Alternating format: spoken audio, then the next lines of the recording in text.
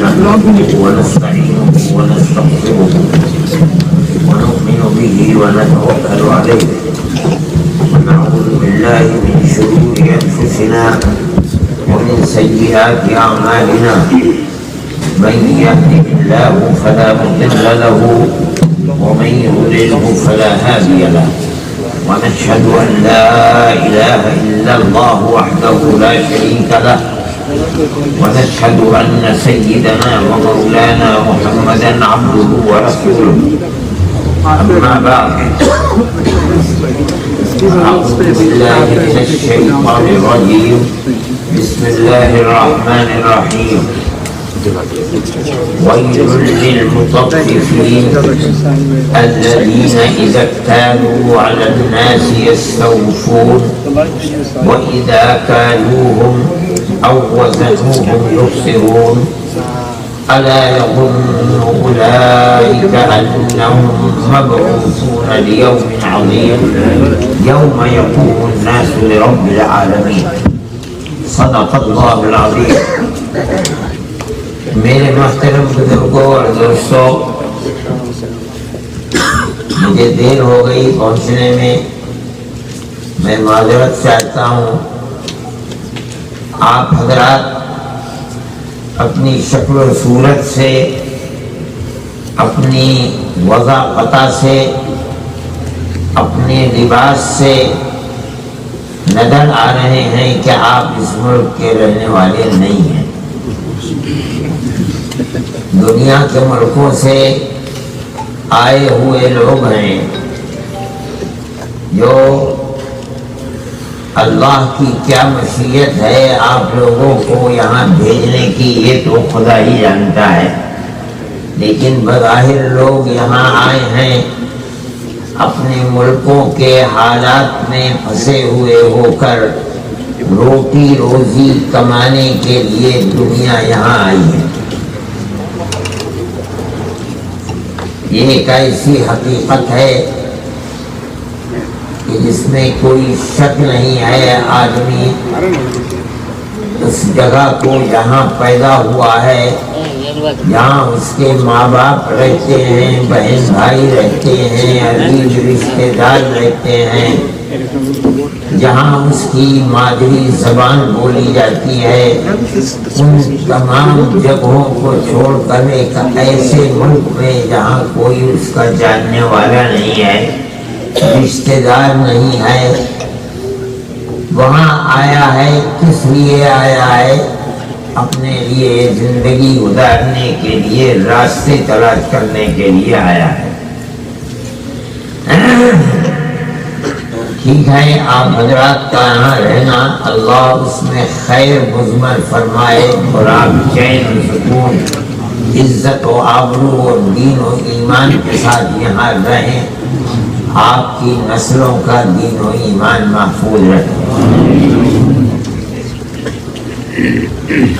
اس صورتحال کے اندر یہ سمجھنا چاہیے کہ اسلام ایک ایسا مذہب ہے جو کسی قوم، کسی خاص ملک، کسی خاص شہر کے ساتھ وابستہ نہیں ہے. انسان جہاں بھی جائے گا دنیا میں، اسلام کی تعلیمات اس کو راستہ دکھلائیں گے. زندگی کا کوئی شعبہ بھی ایسا نہیں ہے جس کو یہ کہا جائے کہ اسلام کی پہنچ سے یہ باہر ہے اور اسلام نے اس سلسلے میں تعلیم نہیں دی ہے. بلکہ انسان کوئی بھی زبان بولتا ہو، دنیا کے کسی ملک کے اندر بھی ہو، کسی طرح کے حالات میں پھنسا ہوا ہو، اس کے لیے ایک راستہ اسلام نے بتایا ہے. ہمارا ایمان ہے کہ وہی اسلام کا، یعنی اللہ اور اس کے رسول حضرت محمد صلی اللہ علیہ وسلم کا بتایا ہوا راستہ اس کے لیے خیر کا راستہ ہے. اس کے سوا کسی راستے پر چل کر اسے خیر میسر نہیں ہو سکتی. یہ ہمارا ایمان ہے. میرے بھائی، کمانے، کھانے، رہنے، سہنے، خاندانی اعتبار سے ایک دوسرے کے ساتھ رہنے، انسانیت کے اعتبار سے قطع نظر مذہب کے ایک دوسرے کے ساتھ رہنے یا حکومت دینی کے اعتبار سے ایک دوسرے سے رہنے پر بھی اسلام نے راستہ بتایا ہے اور وہی خیر کا راستہ ہے، اس کے سوا کسی دوسرے راستے میں خیر نہیں ہے۔ میں نے اسی لیے کیونکہ سب لوگ اپنی زندگی گزارنے کے لیے، کھانے کمانے کے لیے یہاں اپنے عزیز رشتے داروں کو بلا کر رہے یا یہاں رہیں اور اپنے ماں باپ اور عزیز رشتے داروں کی وہاں جو اپنے ملکوں میں رہ رہے ہیں ان کی کفالت کریں، ہر صورت کے اندر اسلام کیا کہتا ہے اور اس راستے پر چل کر فلاح و بہبود دنیا اور آخرت میں مل سکتی ہے۔ میں نے اسی سلسلے کے اندر یہ چند آیتیں پڑھی، دیر بہت ہو گئی ہے اس لیے میں مختصر انداز میں کچھ کہہ کر اجازت چاہوں۔ یہ آیتیں ایسی ہیں کہ ہم کا سکارا عام طور پر لوگ پڑھتے رہتے ہیں، پڑھ چکے ہیں اور بچوں کو بھی یاد رہتی ہے، بڑوں کو بھی یاد رہتی ہے۔ 20ویں سپارے کے اندر یہ چند آیتیں اللہ فرماتا ہے وَيْلٌ لِّلْمُطَفِّفِينَ، تطفیف کے پاپ کو کرنے والوں کے لیے بڑی بربادی ہے، بڑا خسارہ۔ تطفیف کا گناہ کرنے والوں کے لیے اللہ فرماتا ہے کہ بڑا گناہ ہے، بڑا پاپ ہے۔ یہ گناہ چھوٹا موٹا گناہ نہیں، بہت بڑا گناہ ہے۔ ایک حدیث میں نبی کریم علیہ السلام نے یہ بھی فرمایا ہے کہ جہنم میں ایک خاص جگہ ہے جس کا نام وعید ہے۔ اب اس کا ترجمہ یہ ہوگا کہ تطفیف کے گناہ کو کرنے والوں کے لیے عام جہنمیوں کے ساتھ نہیں رکھا جائے گا، بلکہ ان کے لیے خاص جہنم میں جگہ بنائی گئی ہے جس کا نام ویل ہے۔ وہ وہاں رہ کر اللہ کے عذاب کو ملتے ہیں۔ اس کا مطلب یہ ہے کہ تطفیف کا پاپ اور گناہ کرنے والے آدمی کو کل قیامت کے دن جہنم میں پہنچایا جائے گا تو وہ شرابیوں کے ساتھ نہیں رہے گا، کبابیوں کے ساتھ جہنم میں نہیں رہے گا، بدکار لوگوں کے ساتھ نہیں رہے گا۔ یہ پاپ اتنا بڑا پاپ ہے کہ اس کے وہاں کافی کے رہنے کے لیے ایک خاص جگہ وعید بنائی گئی ہے، وہاں جائے گا۔ یہ سوال پیدا ہوتا ہے، ہم نے تو کبھی سنا نہیں ہے کہ تقدیر بھی کوئی پاپ ہے۔ یہ پاپ ہے کیا جس کو اللہ کہہ رہا ہے کہ ان پاپیوں کے لیے خاص جگہ ہے جہاں یہ اللہ کے عذاب کو بھگتیں گے۔ قرآن اگلی آیت میں بتاتا ہے کہ یہ پاپ کیا پاپ ہے اور یہ کرنے والے کون لوگ ہیں۔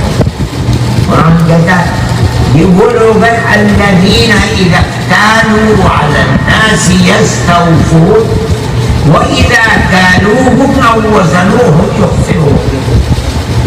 تطفیف کا پاپ کرنے والے وہ لوگ ہیں کہ جب کہیں سے اپنا مال خریدتے ہیں پیسے دے کر کے، تب تو بالکل آنے پائی سے حساب کرتے ہیں، نہ ایک گرام چھوڑتے ہیں، نہ ایک گرام کا خسارہ برداشت کر سکتے ہیں۔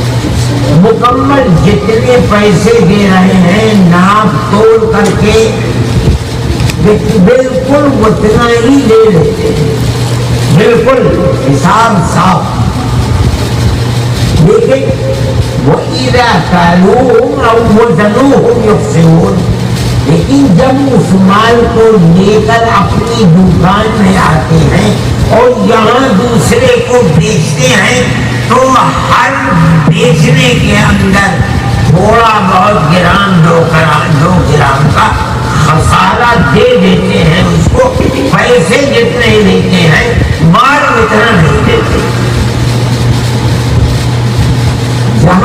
اپنا لیا، وہاں ایک گناہ بھی چھوڑا نہیں، یہاں پہ تو کوئی خرابی نہیں ہے، لیکن جب اپنی دکان پر لا کر کسی دوسرے کو دیتے ہیں مال، تو وہاں ہر گاہک سے گرام 2 گرام کی کمی کر دیتے ہیں۔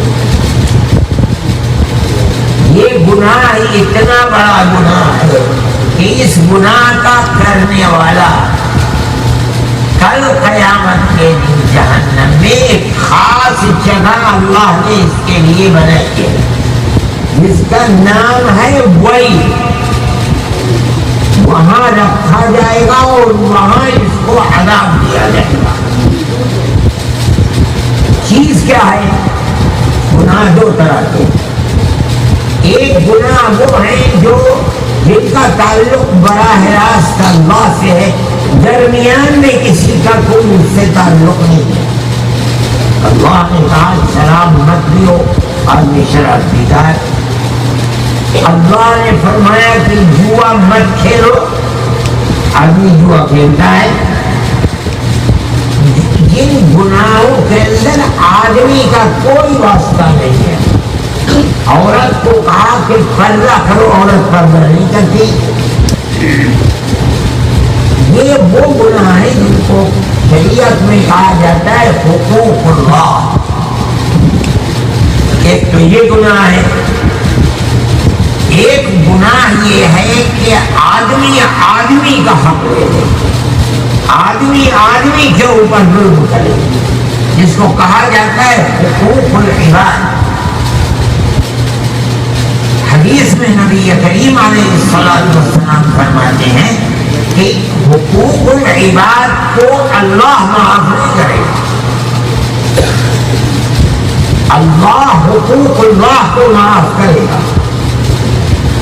حدیث میں آتا ہے، اللہ حدیث قدسی ہے، اللہ تعالیٰ فرماتا ہے یا ابن آدم لو بلغت ذنوبك عنان السماء ثم استغفرتنی غفرت لك ولا ابالي۔ اے آدمی، اگر تو نے اتنے گناہ کیے کہ تیرے گناہ آسمان کی بلندی تک پہنچ گئے، پہاڑ بن گیا، پھر بھی اگر تو مجھ سے معافی مانگے گا تو میں تیرے گناہوں کو معاف کر دوں گا۔ یہ وہ گناہ ہے، اللہ کا نبی فرماتا ہے کہ جس کو فرشتے نے لکھا ہے اس کا تعلق اللہ کے ساتھ ہے، اللہ چاہے گا معاف فرما دے گا، اللہ چاہے گا تو کچھ دن عذاب بھوگتا کرتے اس مومن کو ایمان کی وجہ سے کبھی نہ کبھی جہنم سے، اللہ کے عذاب سے نجات ملے۔ اس کے پاس جو گناہ تھے وہ اللہ کے گناہ، ان کے کہنے پر نہیں مان رہے تھے۔ اس کے مقابلے میں ایک دوسرا گناہ، آدمی آدمی پر ظلم کرے، آدمی آدمی کا حق لے لے، آدمی آدمی کی امانت پر قبضہ کر لے، کسی کے مال کی چوری کر لے، یتیم کا حق لے لے، باپ کی چھوڑی ہوئی دولت جس کے اندر باپ کی اولاد، بیٹے بیٹیاں سب شریک تھے، بیٹوں نے بیٹی کا حق لے لیا، یہ حقوق العباد کہلاتے ہیں۔ جناب رسول اللہ صلی اللہ علیہ وسلم فرماتے ہیں ان کو اللہ معاف نہیں کرے گا جب تک خود جس کا حق لیا ہے اس سے معاملہ صاف نہیں کر دے گا، اللہ معاف نہیں کرے گا۔ اب بات کیا ہے؟ اس آدمی نے 50 سال دکان کی مثال کے طریقے پر، اور روزانہ اس کے پاس 100 گاہک رہے آتے رہے، اور یہ ہر گاہک کے حق میں سے لیتا رہا، گرام 2 گرام اس نے اس کے اندر سے کم پیسے لے لیے، لیکن گاہک کو مال نہیں دیا۔ اب 50 سال میں کتنے ہزار آدمی ہوں گے کل قیامت کے دن جو اس کے پیچھے پیچھے ہوں گے اے اللہ ہمارا حق دلا، اس کا حساب دے گا۔ وہاں تو کوئی دولت ہے نہیں دنیا کی، نہ گیہوں ہے، نہ جو ہے، نہ جوار ہے، نہ باجرہ ہے، نہ دال ہے، نہ چاول ہے۔ وہاں تو انسان جب مرتا ہے تو اس کے ساتھ دنیا کی کوئی چیز نہیں جاتی سوائے عمل۔ نبی کریم علیہ الصلوۃ والسلام فرماتے ہیں کہ جب آدمی کا جنازہ اٹھتا ہے اور لے کر قبرستان کی طرف چلتے ہیں تو اس کے ساتھ جو چیزیں جاتی ہیں چند چیزیں ہوتی ہیں۔ ایک تو اس کے عزیز رشتے دار ہوتے ہیں جو آپ پیچھے پیچھے چلتے ہیں یا آگے آگے چلتے ہیں جنازہ لے کر۔ دوسرے آپ فرماتے ہیں کہ اس کے ساتھ اس کا مال چلتا ہے۔ اس زمانے میں تو نہیں لیکن اس زمانے کے اندر باغیاں اور غلام چھاتی پیٹتے ہوئے چلا کرتے تھے۔ اور تیسری چیز فرماتے ہیں اس کا عمل ہوتا ہے جو ہمیں نظر نہیں آتا ہے۔ نبی کریم علیہ الصلوۃ والسلام فرماتے ہیں کہ دو چیزیں واپس آ جاتی ہیں قبر میں رکھ کر کے، ایک چیز اس کے ساتھ ساتھ جاتی ہے قبر میں۔ فرماتے ہیں اس کا مال بھی واپس آ جاتا ہے، اس کے عزیز رشتے دار بھی واپس آ جاتے ہیں، یبقی معہ عمل، اس کا عمل اس کے ساتھ رہتا ہے۔ اب جو کچھ اس نے دنیا کے اندر کیا تھا، جس کا حق لیا تھا، یہ مٹنے والی چیز نہیں، یہ تو اس کے ساتھ قبر کے اندر ساتھ ہے۔ اور کل قیامت کے دن جب قبر سے اٹھے گا تو یہ جو فرشتوں نے فائل تیار کی ہے، وَإِنَّ عَلَيْكُمْ لَحَافِظِينَ كِرَامًا كَاتِبِينَ يَعْلَمُونَ مَا تَفْعَلُونَ، یہ فائل اس کے ساتھ ساتھ ہے۔ اور کل قیامت کے دن جب وہ اٹھے گا تو اس فائل کو لے کر اٹھے گا، چلے گا میدان محشر کی طرف۔ یہ چیز مٹنے والی نہیں ہے۔ اب کل قیامت کے دن لوگ اس کے پیچھے پیچھے اور اس کے ہاتھ کو پکڑ کر کے اللہ کے سامنے لے جائیں گے، اے اللہ ہمارا حق دلوائیے، اس نے ہمارا حق لے رکھا ہے۔ دنیا میں تو کسی کو معلوم نہیں تھا، لیکن کل اللہ کی عدالت میں من یعمل مثقال ذرۃ خیرا یرہ ومن یعمل مثقال ذرۃ شرا یرہ، جو کچھ کسی آدمی نے کیا ہے وہ سب اس کے سامنے ہوگا۔ وہاں ان کے سامنے یہ بھی ہوگا، مظلوموں کے سامنے ظالم کا ظلم بھی ہوگا، اور ظالم کے سامنے خود اس کا ظلم بھی ہوگا، اور یہ اس کو لے کر کے جائیں گے کہ ہمارا حق دلا۔ ہمارے آقا حضرت محمد صلی اللہ علیہ وسلم فرماتے ہیں کہ اللہ کو بڑا غصہ ہوگا، فرمائے گا ادی الامانہ، اس کا حق دے، جو تو نے ایک ایک گرام، آدھا آدھا گرام، دو دو گرام کر کے دیا تھا، آج اس کا حق دے۔ نبی کریم علیہ السلام فرماتے کہ دائیں بائیں دیکھے گا، کہیں نظر نہیں آئے گا، اللہ سے کہے گا انا یا ربی وقد ذهبت الدنیا، اے اللہ کہاں سے دوں، دنیا تو ختم ہو گئی، جو لیا تھا آج کو کی نظر ہی نہیں آئی۔ اللہ کو اتنا غصہ ہوگا، فرمائیں گے ہم کچھ نہیں سنتے، اس کا حق دے، دوبارہ پھر فرمائیں گے۔ یہ کہے گا کہ اے اللہ کچھ تو سن لیجیے، میری بات کہاں سے لا کر، پھر تیسری مرتبہ یہی فرمائیں گے عبد الامانہ، حق دے اس کا جو تو نے لے رکھا ہے۔ یہ کہے گا کہ کہاں سے یہ میرے پاس سنتے ہیں، فرماتے ہیں کہ عذاب میں جہنم کے اندر ڈال دیا جائے گا۔ یہ ایک تصویر ہے جس کو حقیقی تصویر ہے، جس کو ہمارے آقا حضرت محمد صلی اللہ علیہ وسلم نے پیش فرمایا۔ یہ جو فرما رہے ہیں کہ بڑا خسارہ ہے اور جہنم میں خاص جگہ ہے وہ اس بنیاد کے اوپر ہے کہ اس کی معافی نہیں. جس کسی انسان نے کسی دوسرے کا حق لیا ہے چاہے ایک رتی کے برابر کیوں نہ ہو, وہ مظلوم کل اس کا ہاتھ پکڑ کر گردن پکڑ کر اللہ کے سامنے رہے گا. نبی کریم علیہ الصلوۃ والسلام نے ایک دن صحابہ سے پوچھا کہ بتاؤ فقیر کون ہے. نبی کریم علیہ الصلوۃ والسلام کے پوچھنے پر صحابہ نے فرمایا کیا کہ یا رسول اللہ فقیر تو وہ ہے کہ جس کے پاس پیسہ کوڑی نہ ہو, درہم دینار نہ ہو.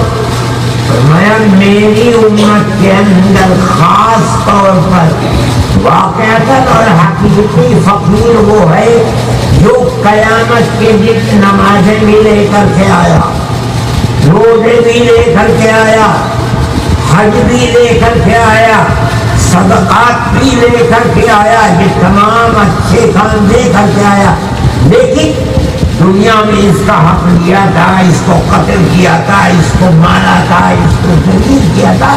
ایک خلق خدا اپنا حق لینے کے لیے اس کے پیچھے چل رہے ہیں. اب اللہ کے دربار میں اللہ کہے گا حق دے, کہاں سے دے گا؟ جو لیا تھا وہ نہیں ہے, جو پیسہ کوئی چھینا تھا وہ نہیں ہے, کہاں سے دے گا؟ کوئی نماز کا ثواب لے کر کے جائے گا, کوئی زکوٰۃ کا صدقے کا ثواب لے کر کے جائے گا, کوئی حج کا ثواب لے کر کے جائے گا. اگر پورا ہو گیا چلیے چھٹی مل گئی, اور اگر پھر بھی پورا نہیں ہوا تو اللہ تعالیٰ ان جو مظلوم ہیں ان کے گناہوں کو لے کر اس کے سر پر ڈال دے گا اور اس کو جہنم کے اندر ڈالے گا. یہ آزاد ہو جائے گا گناہوں سے. یہ کیوں ہو رہا ہے؟ اس لیے کہ انسان نے کسی انسان کا حق لے لیا, اس کی معافی توبہ اور استغفار سے نہیں ہے.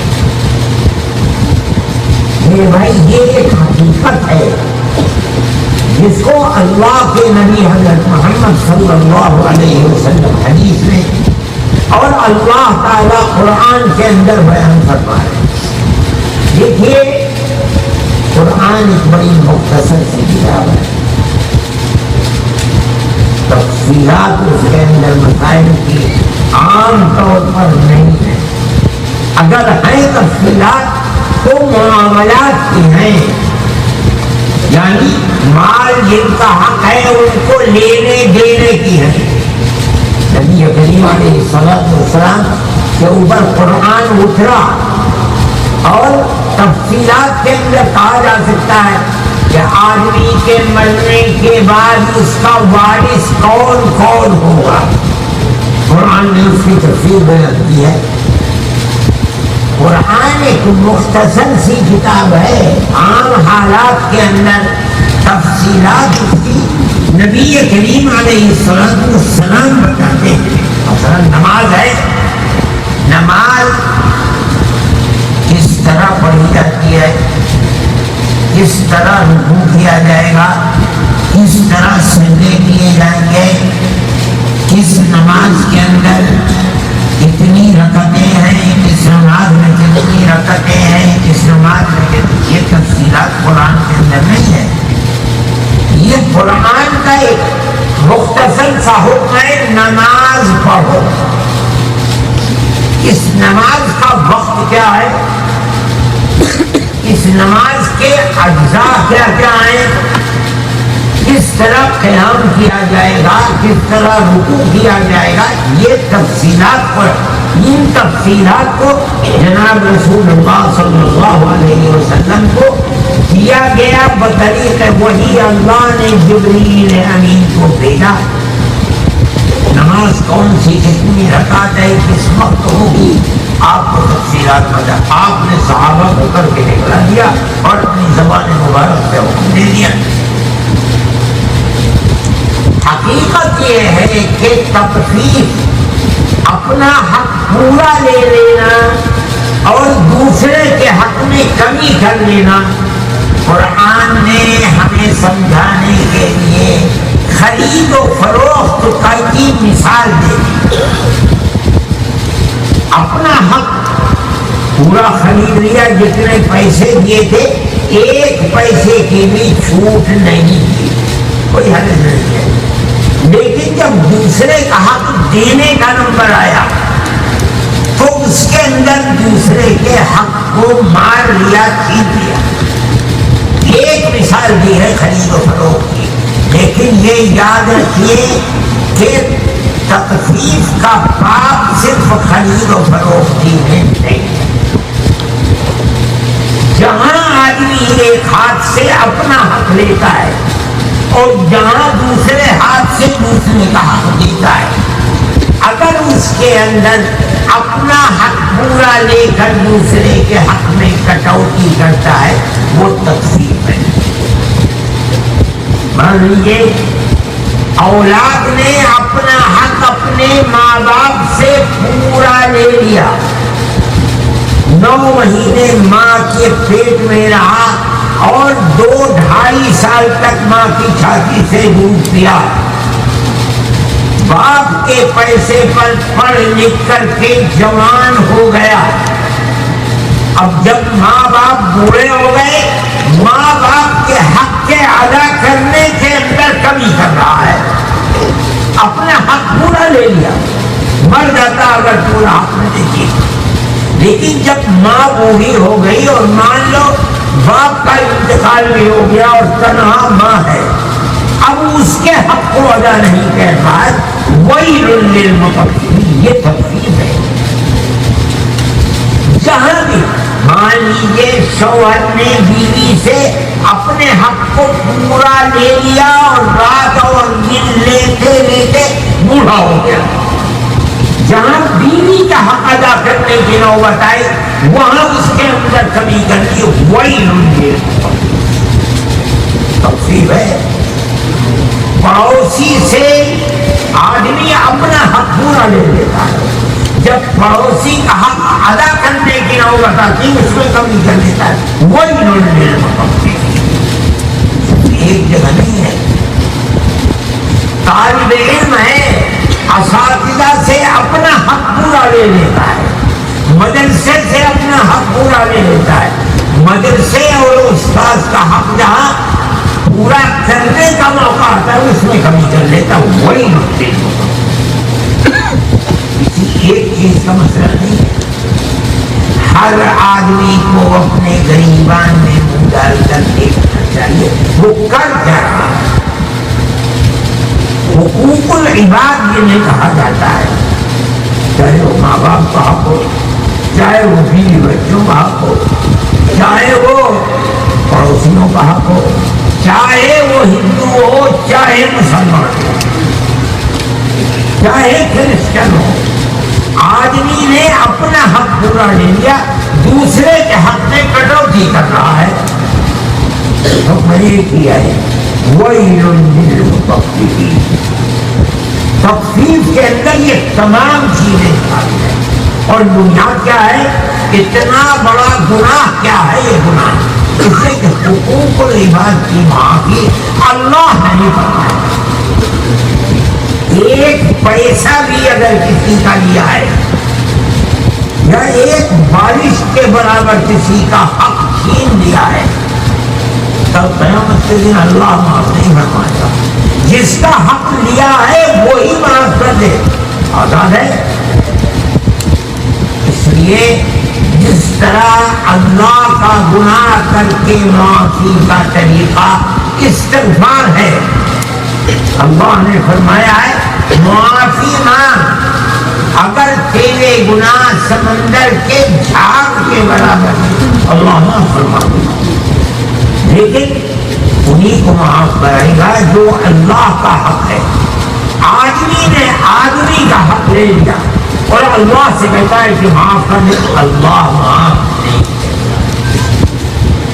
ہمارے آقا حضرت محمد صلی اللہ علیہ وسلم نے کسی چیز کے اوپر پردہ نہیں رکھا ہے، ہوگا کیا کیا. حدیث کے اندر فرمایا ہے کہ وہ فرشتہ جس فائل کو تیار کر رہا ہے اس فائل کے اندر جہاں عقیدے کا ہے، عقیدہ کیسا تھا یہ ایک الگ فائل ہے، جہاں عبادات کے اندر اس نے کوتاہی کی اللہ کا حق ادا کرنے کے وہ ایک فائل الگ ہے۔ وہ جو فائل ہے جس کو میں نے کہا حقوق العباد کی فائل وہ الگ فائل ہے، مطلب اللہ اس فائل کے اندر اپنی طرف سے معافی کر دے یہ نہیں ہوگا، وہ جس کا حق لیا ہے یہ اس کا حق ہے، وہ اگر معاف کرے گا تو معاف ہوگا ورنہ نہیں ہوگا۔ دنیا میں اس کے دو ہی طریقے ہیں، یا تو موت سے پہلے جس کا حق لیا ہے اس کا حق ادا کر، کتنوں کا حق ادا کرے گا؟ 10,000 آدمیوں کا حق نہیں رکھتا ہے، اسے کیا معلوم ہے کون جی رہا ہے کون مر رہا ہے، کس کے حق کو دنیا میں ادا کرے گا؟ یا ہاتھ جوڑ کر پیر پکڑ کر معاف کرا دے، مگر اتنی بڑی تعداد ہے کس کے گھر جا کر کے معاف کرائے گا؟ ایک پورا مسئلہ ہے، جب نہیں ہوگا تو موت آئے گی تو کل قیامت کے دن جو کچھ اپنے ساتھ عمل صالح لے کر چل رہا ہے، نماز روزہ حج زکات عمرہ، یہ سب قیامت کے دن لوٹ جائے گا۔ اور کون لوگ لوٹ کر لے جائیں گے؟ وہ جن کے حق کو اس نے دیا۔ ایک بہت بڑی چیز ہے، اس کو سمجھنا چاہیے، آدمی کا معاملہ صرف خرید و فروخت اور کاروبار کی کا نہیں ہے، اپنے بال بچوں کے ساتھ رہتا ہے ان کا معاملہ، بوڑھے ماں باپ کا معاملہ بھی ہے، اپنے رشتے داروں کے معاملات بھی ہے، اپنے پڑوسیوں کے حقوق اور معاملات، ہر جگہ آدمی مومن کے لیے یہ فرض ہے کہ وہ جس طرح اپنے حق کو لینے سے محبت رکھتا ہے دوسرے کے حق کو دینے سے بھی محبت رکھتا ہے۔ ایسی چیز نہ ہو کہ آدمی جا رہا ہے اور اپنے ساتھ ہزاروں آدمیوں کے حقوق لے کر جا رہا ہے، اس کا خیال رکھنا چاہیے۔ اور آدمی کو یہ دعا اللہ سے کرنی چاہیے، اے اللہ موت آئے تو اس حال میں نہ آئے جو سے قرآن کہتا ہے اگلی آیت میں الا يظن اولئک انهم مبعوثون لیوم عظیم یوم یقوم الناس لرب العالمین، کیا دنیا میں دوسروں کا حق مار لینے والے یہ نہیں خیال کرتے کہ اس زندگی کے بعد موت اور موت کے بعد پھر زندہ کیا جائے گا؟ کس دن؟ فرماتے اس دن زندہ کیا جائے گا جب لوگ، ساری دنیا کے لوگ، آدم سے لے کر اور آخری قیامت کے دن تک جتنے لوگ ہیں، یقوم الناس لرب العالمین، جس دن سب کے سب رب العالمین کے سامنے کھڑے ہو۔ کیا مطلب؟ کھڑے ہو کر کے اپنے کیے کا دنیا کی زندگی کا حساب دے رہے ہیں۔ پھر کیوں ایسا کرتے ہو؟ میرے بھائی یہ ایک ایسی حقیقت ہے، ہر آدمی کو موت آنی ہے اور ہر آدمی پیسہ کماتا بھی ہے اور خرچ بھی کرتا ہے۔ تو میں جانتا ہوں یہاں جتنے بھی لوگ ہندوستان، پاکستان، بنگلہ دیش، یہ تو سب ایک ہندوستان کا، باقی دنیا کا کون سا ملک ایسا ہے جو لوگ یہاں اور ہر شخص اپنا کاروبار کرتا ہے، کماتا ہے، کرتا ہے، لیکن دنیا ہی کی زندگی آئی موت کی بات زندگی وہ اس سے زیادہ کٹھن زندگی ہے۔ اللہ کا خوف کسی کے دل میں ہے تو اس کے لیے وہ زندگی گلزار ہے، جنت ہے، اور اگر خدا نہ خواستہ دنیا کی محبت میں اپنے آخر کو برا رہا تو کل اس کا حساب بھی دینا پڑے گا، اور وہ حساب بھی آپ حضرات کو خصوصیت سے اس کا خیال رکھنا چاہیے، اس لیے کہ ساری دنیا کماتی ہے اور ساری دنیا خرید، کوئی ایسا نہیں ہے۔ حضرت عبداللہ بن مسعود رضی رضی اللہ تعالیٰ عنہ فرماتے ہیں کہ نبی کریم علیہ الصلاۃ والسلام نے فرمایا ہے لا تزول قدم ابن آدم يوم القيامة من عند ربه حتى يسأل عن خمس. اللہ کے نبی نے فرمایا کہ آدمی کا قدم اللہ کے سامنے سے قیامت کے دن آگے بڑھ نہیں سکتا، اٹھ نہیں سکتا، یہاں تک کہ 5 سوال نہ ہو جائیں اور اس آدمی کو ان 5 سوالوں کا جواب نہ دینا پڑ جائے. وہ ضروری ہے. میں صرف 2 چیزیں بتاتا ہوں. وَعَنْ مَالِهِ مِنْ أَيْنَ اكْتَسَبَهُ وَفِيمَا أَنفَقَهُ. اللہ تعالیٰ پوچھیں گے 5 سوالوں میں سے ایک سوال ہے مال کے بارے میں. 2 سوال. پہلا سوال ہے ایک پیسہ تو دنیا میں کروڑ کا مالک تھا، 50 کروڑ کا مالک تھا، 1000 کروڑ کا مالک تھا، یہ بتا ایک پیسہ کہاں سے کمایا ہے؟ حلال کمایا ہے، حرام کمایا ہے؟ آج ہمیں احساس ہوتا ہے آدمی جھوٹ نہیں بول سکتا. تو خدا کی عدالت ایسی نہیں ہے جس میں جھوٹ بولے. پھر یہ ہو چکا ہے صاحب. اب ہمیں یہ بتاؤ جو کمایا تھا ایک پیسہ خرچ کہاں کیا ہے، اس کا بھی حساب. آدمی جھوٹ نہیں بول سکتا خدا کی عدالت. لیکن ایسے بھی پہلوان ہوں گے جو کہیں گے اے اللہ ہمارے تو یہ تو نامہ اعمال سے آئے تیرا، کہے گا اللہ میاں میں نے تو نامہ اعمال میرا تو بالکل صاف تھا، میں نے تو کبھی کوئی گناہ کیا ہی نہیں اور یہ ہمارے فرشتوں نے لکھا ہے. تو کہے گا کہ اے اللہ فرشتوں سے تو میری دشمنی بالکل عالم ازل میں جس دن آپ نے آدم کا پیدا کرنے کا ارادہ فرمایا تھا اسی دن سے میری مخالفت ہے. جب آپ نے فرمایا تھا انی جاعل فی الارض خلیفہ، میں زمین میں اپنا ایک خلیفہ بنانا چاہتا ہوں، تو فرشتوں نے سنا قالوا اتجعل فیہا من یفسد فیہا ویسفک الدماء. کیا آپ ایسے کو اپنا خلیفہ بنا رہے ہیں جو ساری دنیا میں فساد کرے گا اور خون کو بہائے گا، قتل و غارت نہیں کرے گا؟ اے اللہ اس کو بتا ہم ہیں خلیفہ بننے کے لائق، سب ہو کے ہم آپ کی پارٹی بیان کرتے آدمی کو آپ بنا رہے ہیں.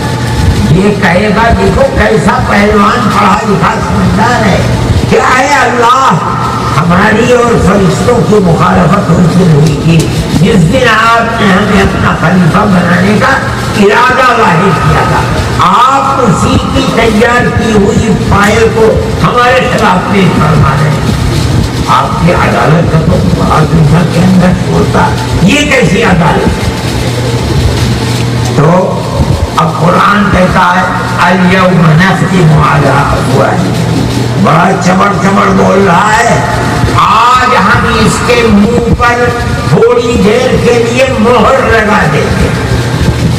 بولنا بند، کان اپنا کام کر رہے ہیں، سن رہا ہے، آنکھ اپنا کام کر رہی ہے، زبان بند ہے. پھر کیا ہوگا مہر لگا دیں؟ فرماتے ہیں وَتُكَلِّمُنَا أَيْدِيهِمْ وَتَشْهَدُ أَرْجُلُهُمْ بِمَا كَانُوا يَكْسِبُونَ. اس کا ہاتھ بولے گا اے اللہ مجھ سے حرام کموایا تھا، اس نے مجھ سے قتل کروایا تھا، مجھ سے ظلم کروایا تھا، مجھ سے چوری کروائی تھی. وَتَشْهَدُ أَرْجُلُهُمْ بِمَا كَانُوا، اور گواہی دے کے پیر ہم لے کر کے گئے تھے، اس کو ہمیں چلوایا تھا اس نے قتل کرنے کے لیے، ڈاکہ ڈالنے کے لیے. پھر اس کے بعد اس کی زبان کو کھول دیا جائے گا، سن لیں گے کان کے کیا ہوا کیسے ہوا. تو یہ اپنے ہاتھ پیر پیٹ سے ارے بدنصیب، پیٹ تجھی کو بھرنے کے لیے تو میں نے حرام کمایا تھا. اور یہ کہے گا لما شہید تم علینا، تم نے میرے خلاف گواہی کری. قالوا انطقنا اللہ الذی انطق کل شیء. ہاتھ پیر پیٹ ہر چیز کہے گی اللہ نے ہم سے بلوایا. جس اللہ نے زبان دی کہ ہر ایک کو اور وہ بولتا تھا اس زبان سے, اللہ نے ہم سے کہا کہ بولو, ہم بولنے لگے. دنیا میں شور آگے مچاتا ہے, میرا ہاتھ کھول دیا, میرا سر کھول دیا, میرے پیر کو توڑ دیا. پتا چلے گا اس دن جب ہاتھ پیر کہیں گے ہم کچھ تیرے ساتھ تعلق نہیں, ہم تو اپنے اللہ سے بنتے ہیں. اللہ نے جو ہمیں زبان دی اور کہلوایا کہو, حقیقت کو اڑو, ہم نے حقیقت کو اڑو کر کے دیا. میرے بھائی سمجھنا چاہیے. اور اللہ نے بہت راستے کھول رکھے ہیں. توبہ, گناہوں سے توبہ کرو. اور اگر کسی کا حق ہے گردن کے اوپر, موت سے پہلے اس حق کو کرو. دنیا میں اسلام میں کمانے کی کوئی حد نہیں ہے, چاہے جتنا کماؤ. اسلام ایسا مطلب نہیں ہے کہ بس کماؤ, اتنا کماؤ اور اس کے بعد اللہ کے نبی کے زمانے کے اندر صحابہ بڑے بڑے دولت مند صحابہ جن سب کے سب فقیر تھے. حضرت عثمان رضی اللہ تعالیٰ کے بارے میں آتا ہے کہ ایک غزوے کے اندر آپ نے کہا کہ بھائی چندہ لا کر دے دو. حضرت عثمان رضی اللہ تعالیٰ لے گئے اور 1000 سونے کے سکے لے کر کے آئے اور اللہ کی نبی کو گود میں ڈال دی. بعض روایات میں آتا ہے پھر آپ نے فرمایا پھر گئے گھر سے 1000 لے آئے, پھر فرمایا پھر گئے 1000 لے. جو آدمی چندے کے اندر 3,000 سونے کے سکے لے, 1,000 اونٹ اور گھوڑے بہترین سے بہترین لا کر جہاد فی سبیل اللہ کے لیے بھیجے, اس کے گھر کے اندر کتنی دولت ہوگی. حضرت عبد الرحمن بن عوف رضی اللہ تعالی عنہ بہت ایک دولت مند آدمی تھے. ایک دن ان کا سامان آیا نبی کریم علیہ السلام کے دنیا سے تشریف لے جانے کے کچھ ہی دنوں کے بعد. آج تو ٹرک میں آتا ہے سامان, زمانے کے ٹرک تو اونٹ ہے. اتنے اونٹ آئے, کہتے ہیں کہ مدینہ منورہ کا سارا بازار بھر گیا سامان سے. وہ اونٹوں کے اوپر شور مچ گیا. ام المؤمنین حضرت عائشہ صدیقہ رضی اللہ تعالیٰ عنہا نے کہلوایا کہ عبد الرحمن, اللہ کے نبی کو دنیا سے گئے ہوئے تو چند روز گزرے ہیں, تم نے اپنے دل کو اتنا دنیا سے اٹکا لیا کہ سارا شور مچا ہوا ہے کہ عبد الرحمن اتنے بڑے تاجر ہیں اور اتنا سامان آیا. کہلوایا کہ ام المؤمنین نے کہا یہ تو میرا مشغلہ ہے, میں نے اللہ کے نبی کے ہاتھ میں جو بیعت کی تھی آخرت کے فکر کی تو میرا خط نہیں ہوا, میں اس سے دورہ بھی لکھ رہتا ہوں. مدینہ منورہ کے بڑے بڑے تاجر آنے لگے کہ ہمیں اتنے من دے دو, وہ کہتا تھا ہمیں اتنے من دے دو, پھر کہتا تھا اتنے من دے دو. عبد الرحمن سب کو کہتے کہ میں نے فروخت کر دیا, میں نے فروخت کر دیا, اب میرے پاس کچھ نہیں. لوگوں نے کہا کہ عبد الرحمن مدینہ منورہ میں دولت مند تو ہم لوگ ہیں, ہم خریدیں گے, وہ کون آ گئے لوگ جو تمہارا سامان خرید کر کے لے گئے. فرمایا میں نے اس ذات کو بیچ دیا جو ایک کے بدلے میں 10 دیتا ہے, اور سارا کا سارا مال اللہ کے نام کے اوپر صدقہ کر دیا. اور حضرت عائشہ صدیقہ رضی اللہ تعالیٰ نے کہلوا کر بھیجا میری کاروبار اور تجارت نہیں ہے. میرے بھائی اپنی آخرت کی خاص طریقے پر حقوق و عبادت کی ادائیگی میں آدمی بہت جس طرح اپنے حق سے محبت ہے دوسرے کے حق کو ادا کرنے کی بھی پوری کوشش کرنی چاہیے. اللہ اللہ ہم سب کی دنیا کو بھی آباد فرمائے، ہماری آخرت کو بھی آباد فرمائے، ہماری موت آئے تو اس طرح آئے کہ ہماری گردن کے اوپر کسی کا کوئی حق نہیں۔ اللہ ہمارے دین و ایمان کی حفاظت فرمائے، ہماری اولاد کی ایمان کی حفاظت فرمائے، ہمارے آنے والی نسلوں کے دین و ایمان کی حفاظت فرمائے، دنیا کے اندر خیر و برکت عطا فرمائے اور دلوں کے اندر اللہ اپنی خشیت عطا فرمائے، خوف آخرت پیدا فرمائے اور نبی کریم علیہ السلام کی جنت کے اندر شفاعت میں شفاعت میں